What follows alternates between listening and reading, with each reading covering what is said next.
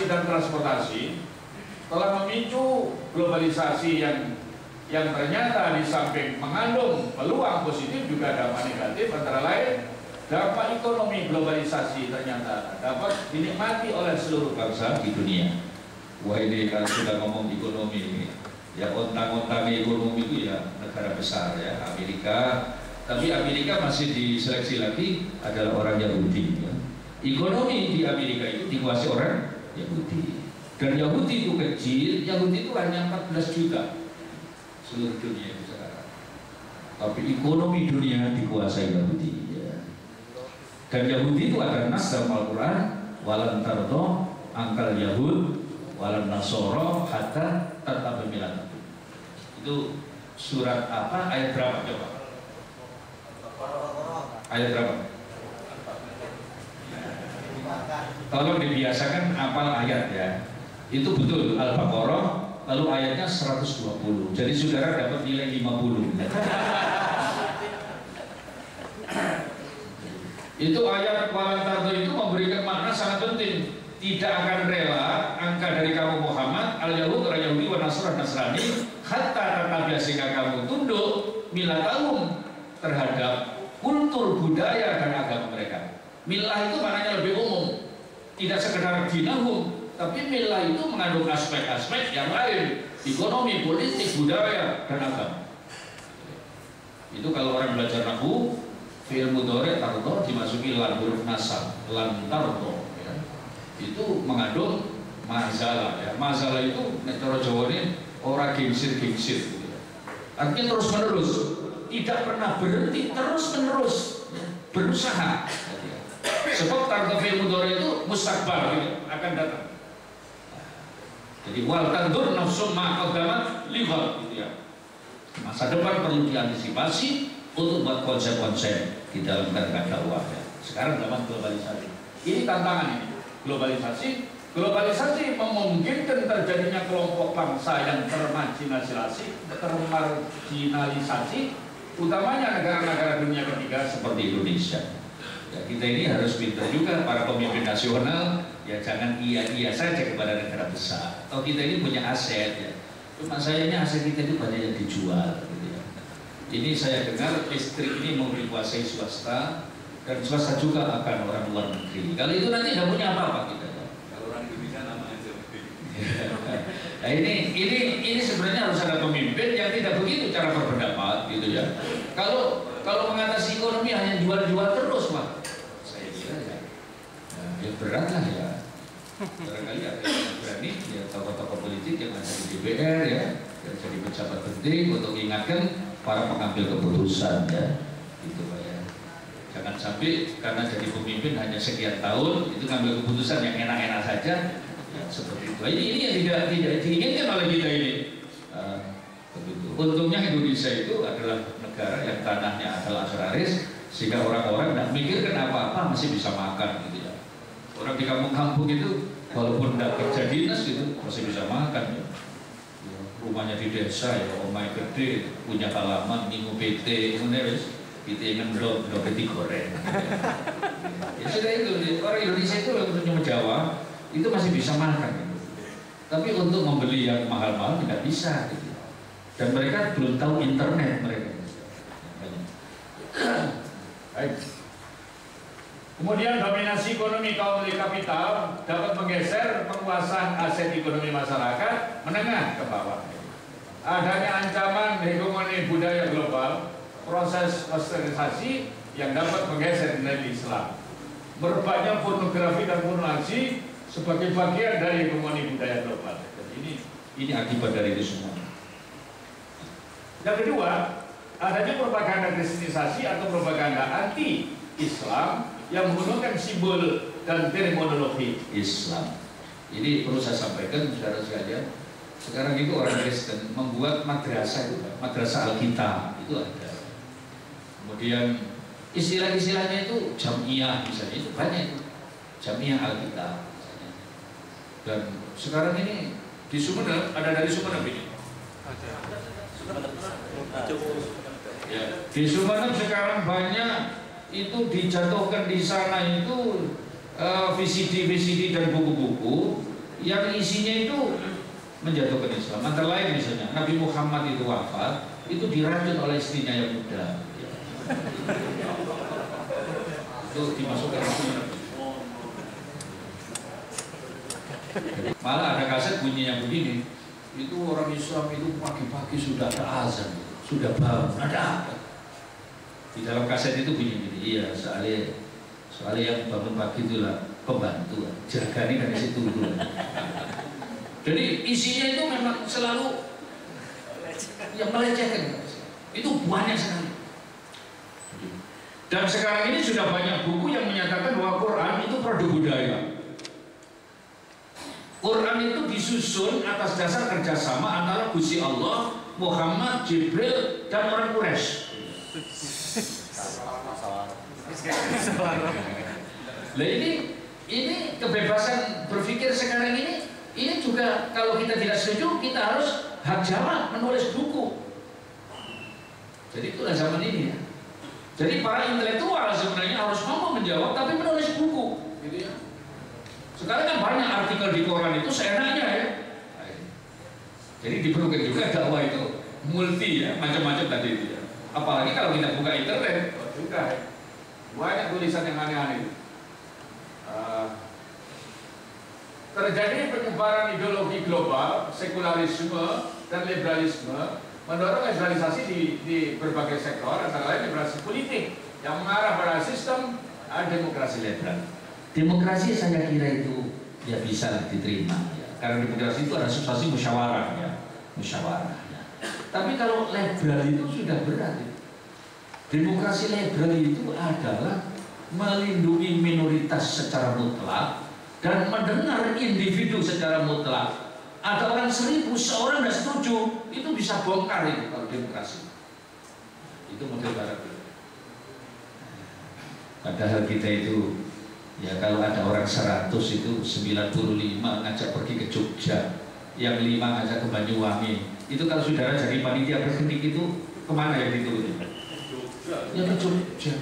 Tapi ini enggak, kadang-kadang ke Banyuwangi gitu. Karena itu lalu geger gitu ya. Jadi ini akibat dari pendapat 5 orang itu harus hargai gini-gini. Waduh. Kemudian liberalisasi ekonomi menuju sistem kapitalisme kan pasar bebas ya. Wah ini kalau sudah pasar bebas ya, ikut semuanya. Ya, seperti pasar turi ya, mulai hancur sudah. Saya sudah memberi masukan itu Pak kepada pemerintah dari Majelis Ulama ya. Tolonglah pedagang-pedagang yang dulu punya tempat itu diperhatikan. Sebab ini kalau enggak kan ekonominya gimana mereka itu ya. Sekarang apa namanya anak cucunya mal itu sudah masuk ke desa-desa seperti Alfamart, Indomaret ya. Wah itu guru-guru ngaji kita yang dulu kerjanya itu buka perancangan udah laku semua sekarang ini. Jadi ini liberalisasi sosial budaya memicu pergeseran nilai ya. Sekarang ini tolong ini seperti aja itu coba saya ingin tahu yang biasa kesenian apa di ini Pak yang dikembangkan? Ya silat apa lagi?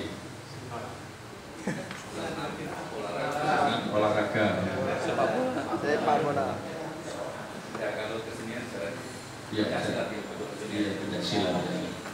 Ya saya kira juga ya mungkin masih perlu diskusi apalah yang sesuai gitu ya, yang Islami tapi itu budaya misalnya. Saya kira itu perlu ya.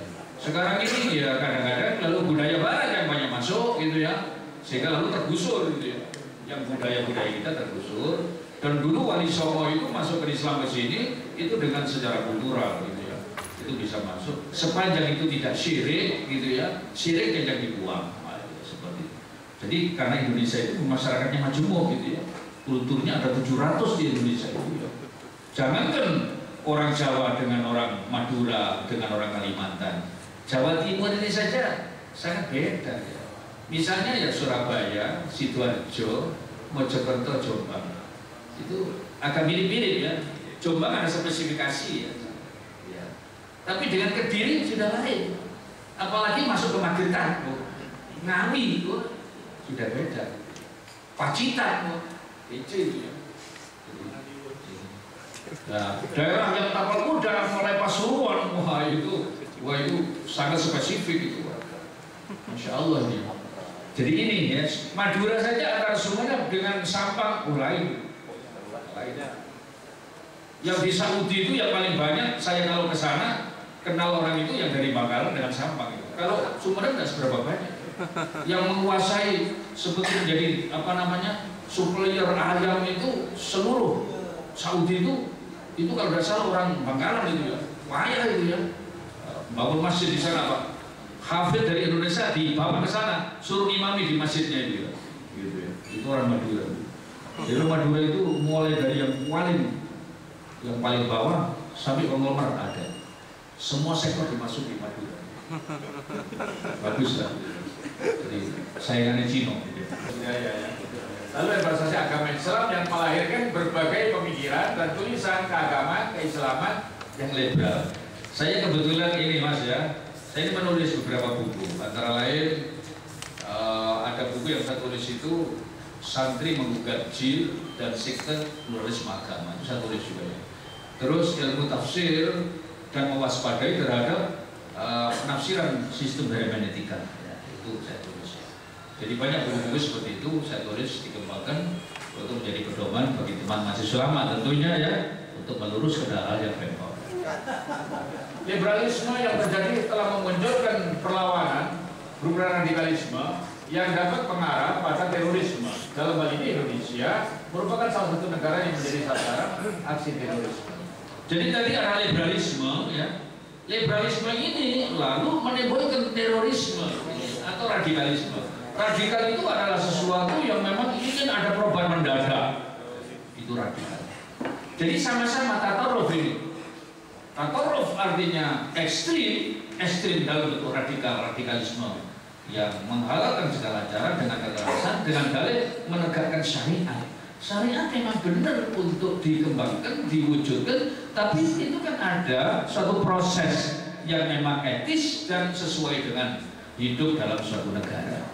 Indonesia itu soalnya negara Pancasila ya, Pancasila. Jadi perjuangannya melalui politik gitu ya, lalu dikembangkan dengan baik gitu ya, lalu menguasai terhadap sektor-sektor tertentu. Nah, di sini perlu ada kader-kader yang tadi itu ya memiliki daya juang yang tinggi, tapi juga intelektual yang tinggi dan kesadaran ya, berdakwah. Catatan ya, radikalisme dipicu oleh dua faktor radikalisme. Internalnya adanya pemahaman keagamaan yang sempit dan eksklusif. Misalnya begini ya, misalnya memberi makna ayat wa qatilul musyrikina kafah. Perangilah orang musyrik seluruh. Nggak lihat medan itu. Langsung digempur gitu saja sudah. Nah, padahal dalam satu negara ada undang-undang. Ya, seperti ini ya. Jadi lalu seperti dihormati barang itu. Ya. Tapi orang seperti ini yang simpati juga banyak. Karena negara kita itu agak nggak jelas memang. Nggak begitu jelas kadang-kadang. Dalam konteks ini memang. Tapi ini tidak menguntungkan umat Islam, karena Islam lalu dituduh sebagai kelompok seperti itu. Karena itu jangan masuk Islam, lalu begitu ya. Karena kekerasan dalam Islam. Nah, ini yang merugikan dakwah. Padahal ada ayat fabima rahmatin minal lintalahu walaupun tafadzal ghalidul qalbi lan fadu min hawlik fa'fu anhum wastaghfir lahum wa syawirhum fil amri fa idza azamta fatawakkal 'ala Allah. Itu dampak liberalisasi berbagai sektor ya. Sistem demokrasi liberal yang cenderung sekuler ya. Dan saya baca semua, walaupun umat Islam mayoritas tetapi Islam semakin dijauhkan peranannya sebagai acuan di dalam mengambil kebijakan dan keputusan, sehingga perkembangan politik yang terjadi sering berbarengan dengan nilai Islam. Isu-isu agama cenderung dimaknai sebagai bentuk diskriminasi ya. Jadi ini hati-hati, sebab Islam itu sebenarnya adalah agama yang hak, agama yang tidak boleh memisahkan antara dunia dengan akhirat, karena konsep agama dalam Islam tidak sama dengan konsep agama di agama lain, itu beda. Orang Kristen tidak punya kitab fikih, orang Kristen tidak bisa, mana hadisnya, mana firman Allahnya, itu campur aduk gitu ya. Jadi kalau dalam Islam kan ada, kalau kalamullah itu di Quran, kalau aqwalun nabi, takdirun nabi berada di hadis ya. Kalau pendapat ulama itu berada di fikih misalnya. Kalau tasawuf dalam kitab-kitab tasawuf. Jadi itu ada pemisahan itu di dalam Islam. Nah, ini lanjut ya. Sisi ekonomi kapitalis, terus liberalisasi sosial budaya, terus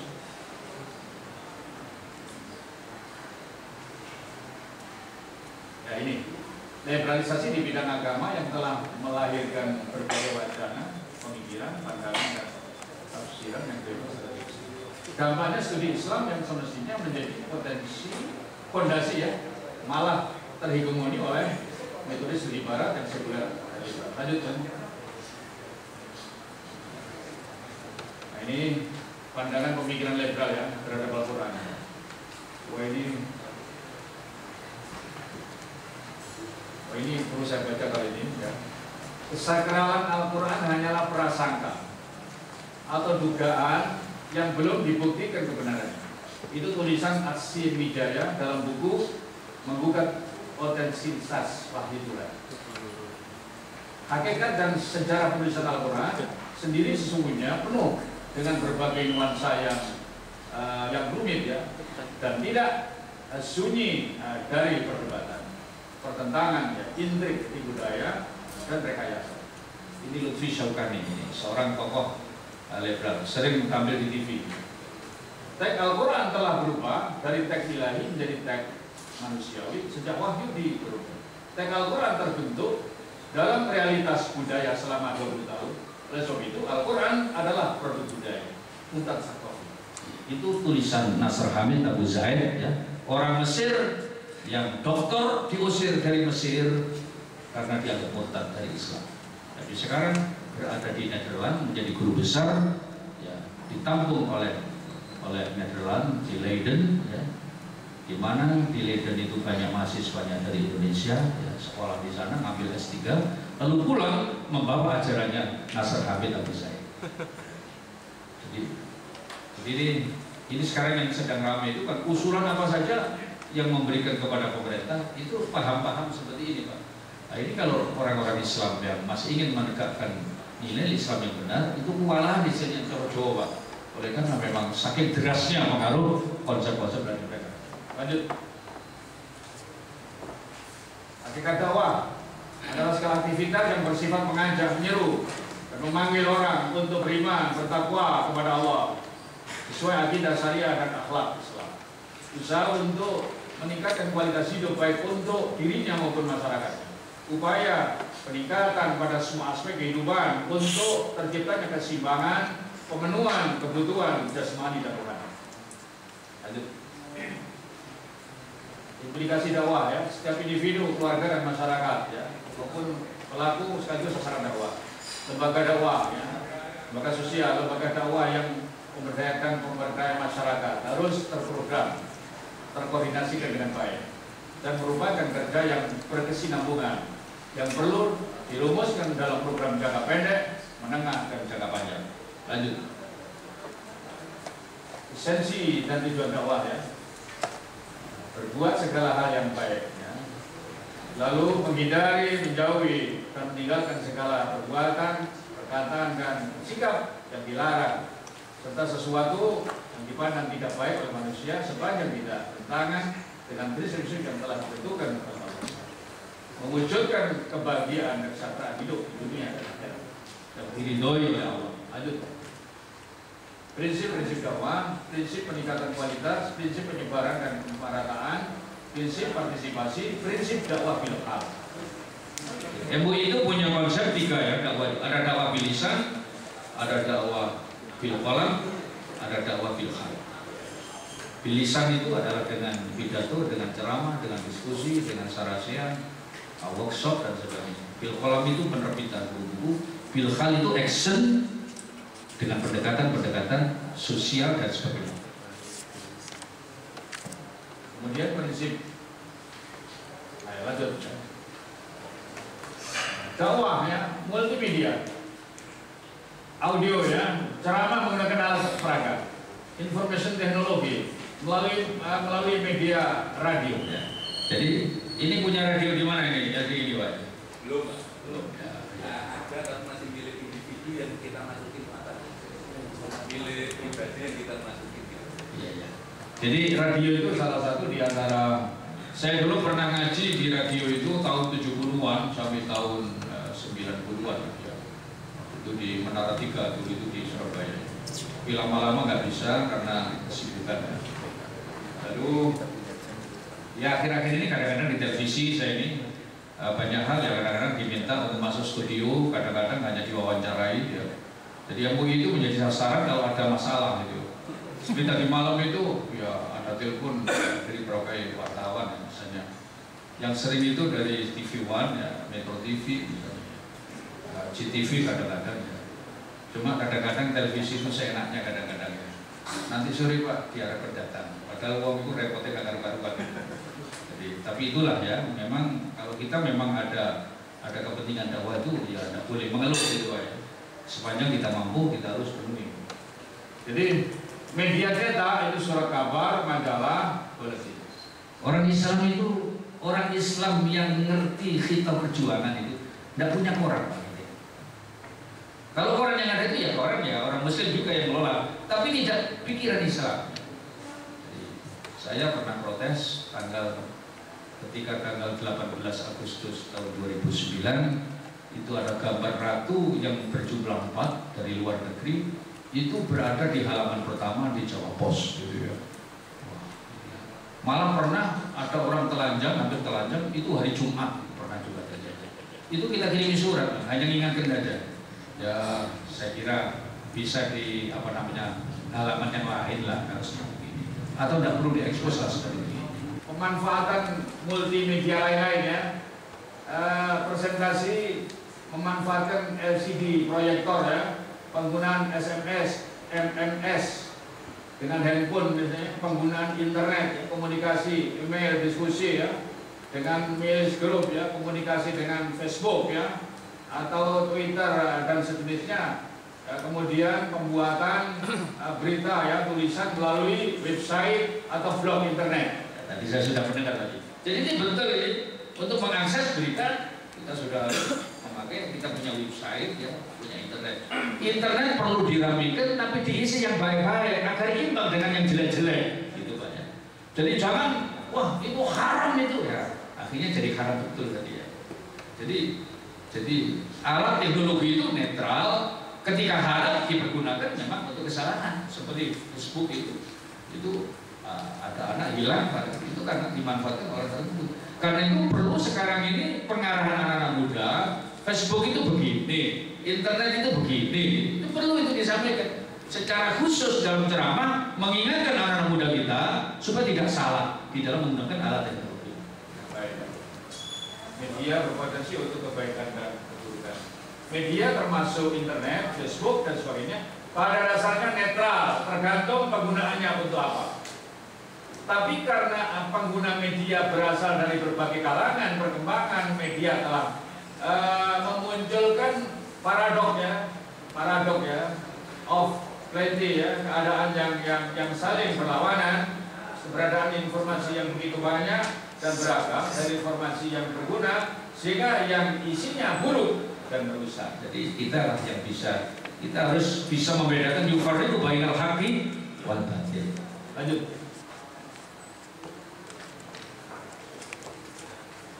Jadi padahal ya hakikat interferensi adalah untuk mengurangi ketidakpastian. Paradok ini sering menyebabkan banyak orang bingung. Ya. Disinilah pentingnya informasi yang baik yang memberi inspirasi untuk kebaikan.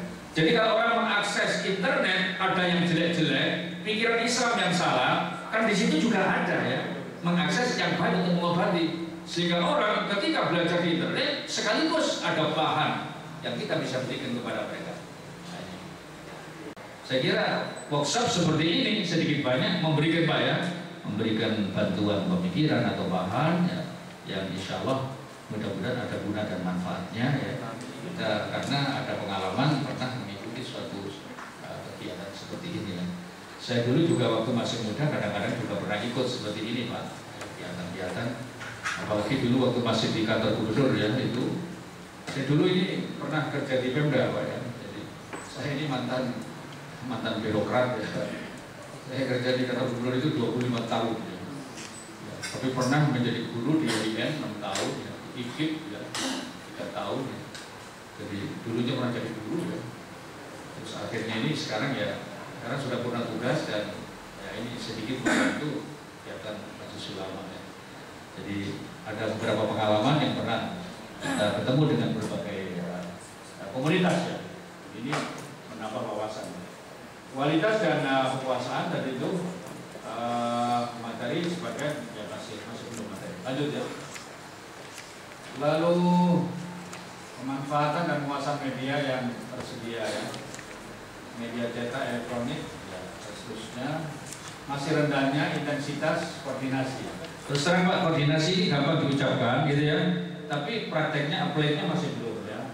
Kemudian belum tersedianya lembaga yang berfungsi sebagai pusat informasi. Belum tersusunnya peta dakwah dan garis besar kebijaksanaan dakwah. Jadi tadi sudah saya singgung di depan. Lanjut di depan. Ya.